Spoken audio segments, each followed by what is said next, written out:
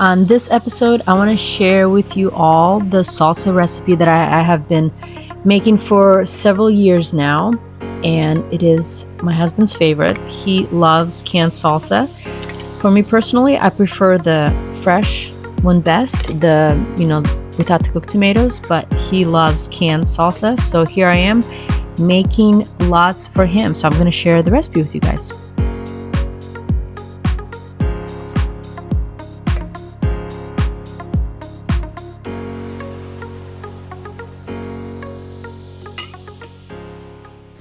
Look at that. It was perfect. Perfect amount.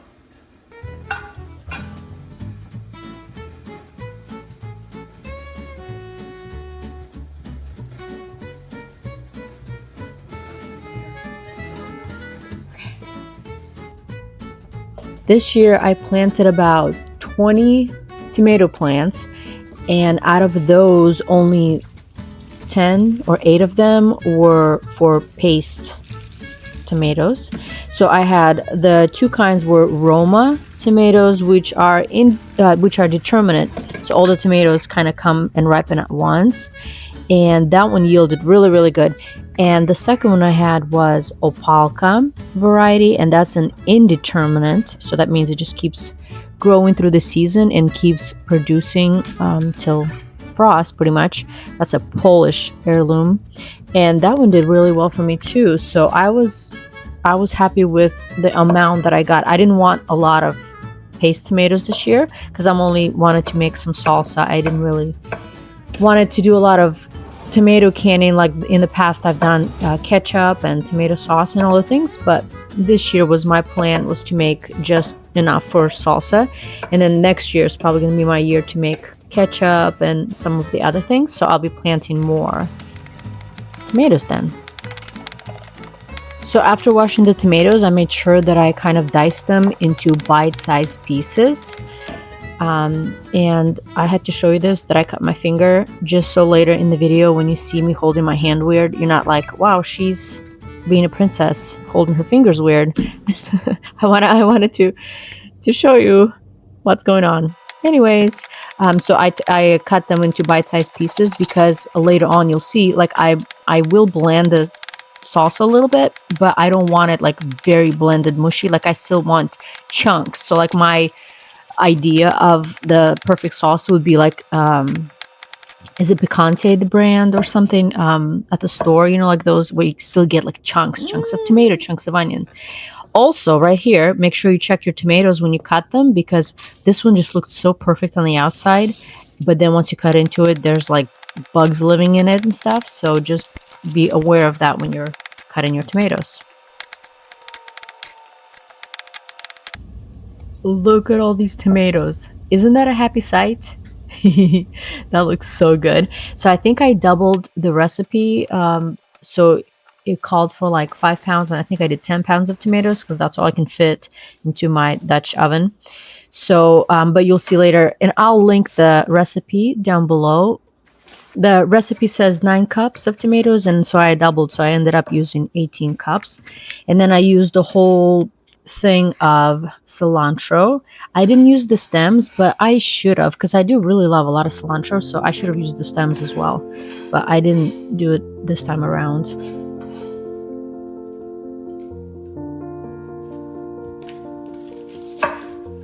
And then this is my onion from my garden that I'm so proud. My onion harvest was the best I've ever had. So you guys should go and watch that video, because I will gonna be repeating that again next year. Those onions turned out so good. So I am using my own onions, my own garlic, my own peppers, tomatoes, everything but cilantro. I did in the past grow cilantro and I had really good harvest, and I would freeze it I'd kind of cut it up, and then I would freeze it in the Ziploc bags, and then I would get it out whenever I'd made salsa batches. And so I went through that already. So I'll be growing more of that for next season. That stored really well.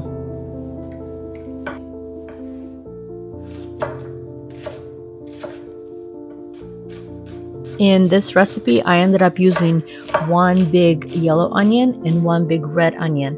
And I noticed that the red onion has more flavor, like it's more spicier. So I really love using red onion in salsas.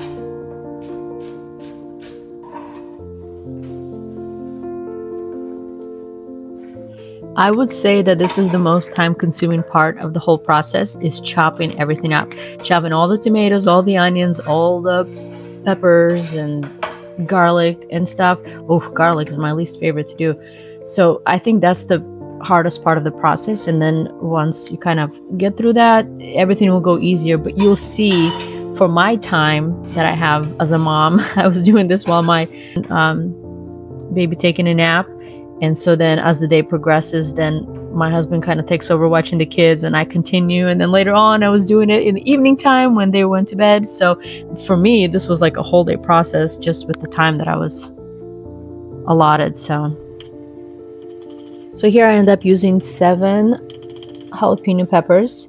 And you'll see, you know, I follow the instructions, the recipe, but a lot of times, like, it's so personal, you know, like, okay, do you like a spicier salsa, not so spicy? So I kind of choose my own amount of how much spice I want to add. And then I did remember that I have gloves for this process because the jalapeno juice or any hot spicy pepper juice will stay in your fingers, and I've known to like rub my face later and then be like, it's so spicy. So these gloves actually really do help with the process. It's not being high maintenance, you're just saving yourself the trouble later, but it really does help. So try them.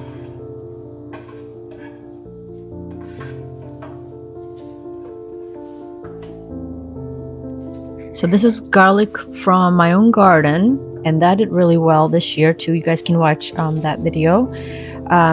But it's funny, whenever the recipe calls for like an amount of garlic, I always end up using more just because like I have it. It's funny when you grow things yourself and you have like an abundance of something, you don't have to be so like stingy with the amounts, you know, because like I didn't have to pay so much money for it. I'm like, I have extra. So, you know, it says like 4 garlic cloves, and I'm like, okay, well, let's use the whole head because I have lots of garlic. So that's kind of why I end up using in this recipe as well.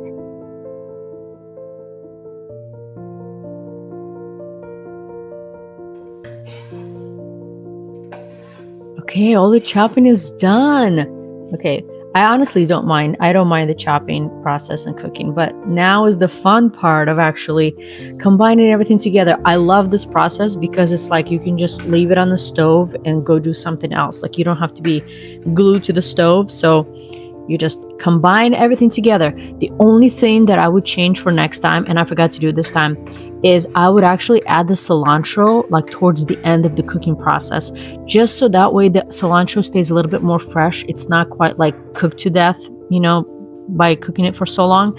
So that's the only thing that I would add, I would do different is, and I got to make sure I remember that for next time, is that cilantro, just to add it towards the very end so it's like nice and fresh.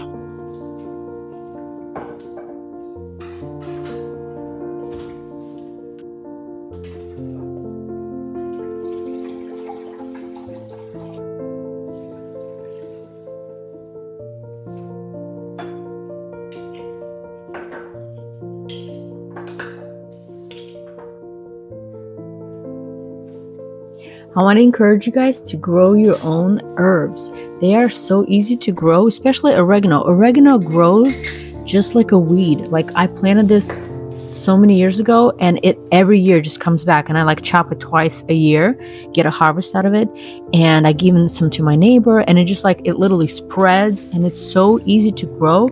And then you just dehydrate it, and then you can have it for life. And so, you know, just like and like even thyme or rosemary is a little bit harder to grow. It needs a little bit more attention, but like thyme is really easy. Mint, oregano, like all those things, I would encourage you guys to grow that yourself, so that way you don't have to pay money for it at the store. Like why would you? If you have dirt, I would encourage you guys to just throw some seeds down and see what happens. I have my herbs growing in the front yard, just right there in the landscaping. So my my oregano and my thyme, I have them just right there next to boxwoods, next to just flowers intermingle and stuff, and super easy. So try that. But yeah, I'm showing you here. Once again, when they say a little bit of, this much salt, I'm like, oh, a little bit more, because I love it a little bit more saltier. And then I do add cumin. I don't think this recipe said cumin, but I've discovered it from somebody. They told me it's actually a really good ingredient to add. It like adds really good flavor. But when I make fresh salsa, I actually also add lime juice, and that makes it for a really yummy salsa. But I didn't do it for this one just because it's canning, and I want to make sure I do it the right way. So one thing I forgot to add is that for this recipe, I did keep the skins of the tomatoes on, and we kind of tasted it and decided later that actually we would like the skins off. So the next time I made this salsa, I actually took the skins off the tomatoes, but for this one I kept. And honestly, I mean, they have recipes that have the skins on, and it's fine. It's just like your preference, like if you enjoy it or not. But for next time, for us, we decided that we did want to take the skins off. So now is the fun part, the canning. So the cooking of the tomatoes, I did for 20 to 30 minutes, kind of just eyeball it and see the consistency that you like. And then this is going to be water bath canning. This is not like water canning where you have to fill up pretty much the whole thing with water. This is just like a steam bath where I just put enough water just above the metal stand, and then the steam is what's gonna close the lids and stuff. And then this is after the pickling cucumber video, and if you guys watched that, you see that I made a big boo-boo where one of my jars cracked, 2 of them. And so this time around, I'm still recovering from being scarred from that experience. I'm like, oh no, that was so sad.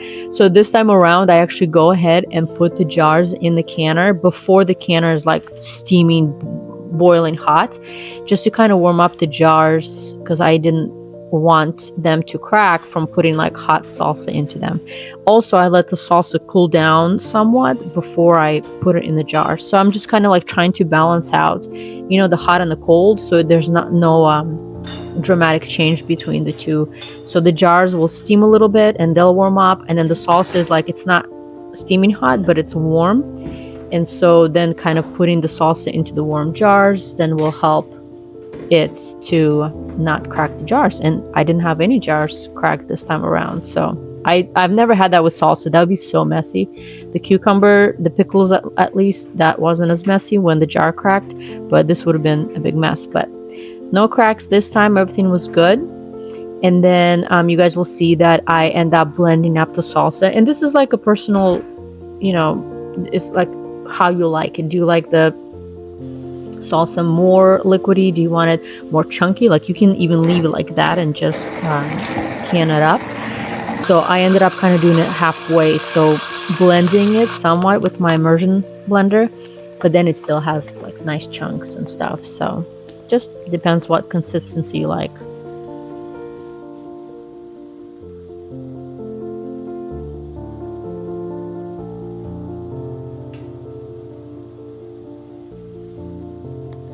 So of course after that you do have to have a taste test and see what I've created. So it actually ended up tasting really, really good. I don't remember if I added more salt to it, but that's something you can always add later when you're actually eating it after it's been canned.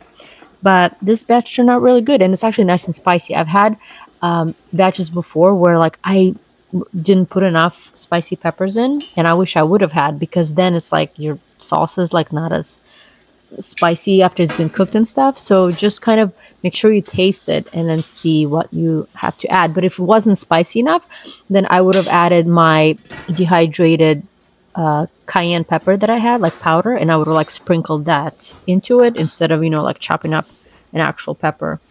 So, but this was good. I like to put the lids in the canner so the rubber seal can warm up a little bit. And in the process, then I'm going to put the salsa in the jars. And then by the time I'm done with that process, the lids should be done, and I'll take them out and then put them on the jars.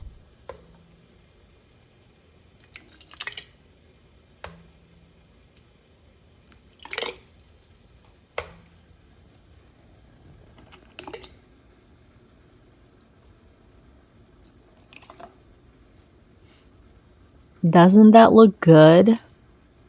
Oh, it makes me want to have salsa right now. That looks so yummy. I like the consistency of it too. And make sure you don't overfill the jars with the salsa because they will bubble, as they're steaming, and you don't want all the bubbles to push out and just be a mess. So just make sure that you kind of fill them right there, like to the first bottom line, however you say that. Just leave enough space at the top. Just breathing space. It's like a perfect balance. You don't want to make sure there's too much air in there, but then you don't want to fill it up too much. So it's a perfect balance. When I made applesauce, I actually put too much applesauce, and that stuff bubbled over, and like it sealed all my jars, but then they were like so sticky and messy on the outside after they were done canning. So just kind of be aware of that.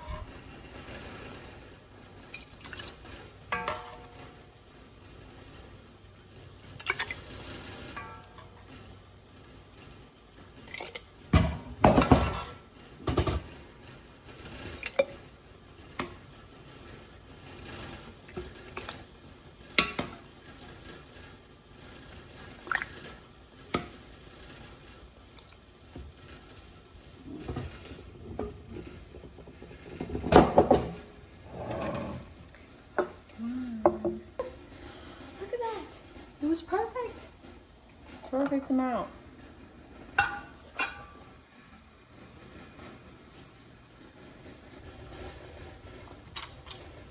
So the next step is make sure that the rim of the jar is clean. So I wipe it nice and clean, make sure nothing is sticky so it doesn't prevent the seal of the lid to kind of function.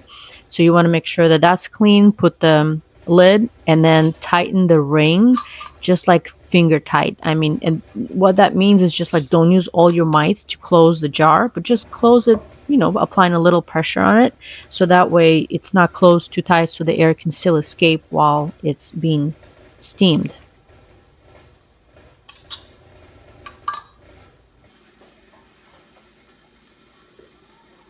When I was trying to decide how much of the recipe to make, if I should like double it, triple it, quadruple it, my canner right here can only fit like 7-quart jars. So it was like no, and I already doubled the recipe, so there was no point to even tripling it or quadrupling the recipe because I can't fit any more jars in, and I didn't want the salsa just sitting cooked, waiting for its turn to go in the canner.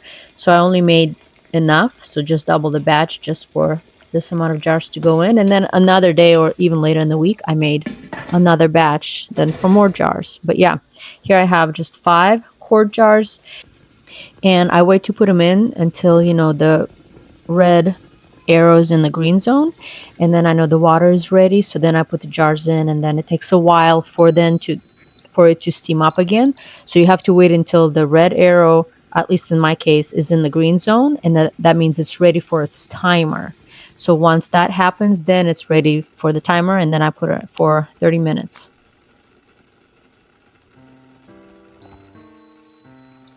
After the 30 minutes are done, I make sure that I turn off the heat and then take off the lid of the canner. And then, so there, I turn off the heat, I take off the lid, and then I may put the timer for 5 minutes. And that's just kind of allowing the steam and everything to just kind of relax for 5 minutes before taking the jars out. So they're done cooking, but you don't want to like abruptly just start taking them out just because it's such a shock from the hot canner to then the counter. So then you just kind of want to make sure everything balances out. So I do that. So I let it for 5 minutes just sit there like that. And then you take them out and they are ready to go. And I usually put them on the cutting board or something like that because the jars are pretty hot and I don't want them to either damage the counter or like crack from the cold counter. So I've done a towel before, but I just do it on the cutting board just because I feel like it has more, you know, resistance. So onto the cutting board they go. They look so pretty too. Such a happy sight. And so at this stage, not all the jars are even sealed kind of right now. So you have to make sure that you leave them on the cutting board for a while. And honestly, like even after, I don't know, like 15, 20 minutes, you'll see that they will all slowly, because like the steam is still escaping right now. And the steam is going to escape and then slowly kind of seal your jars. So don't worry if they kind of still look like they're not they're sealed properly, because you can kind of see on the top of the lid there's like a little bump, so you have to wait for that to go down, but it will. If you do all the stages like that, everything will seal and it will look great. And actually what I do, the final test the following morning, so I let them sit there overnight, and then in the morning I take off the rings and I just lift the jar just by the lid. Like I hold the metal part and I just lift it and see if it comes off, and then that will kind of give you a true notice if they are sealed properly or not. But look, there's the final result. Don't they look so pretty? Later on in the week I canned and did another batch, so hopefully I have a year's worth, enough for my husband and me. Enjoy.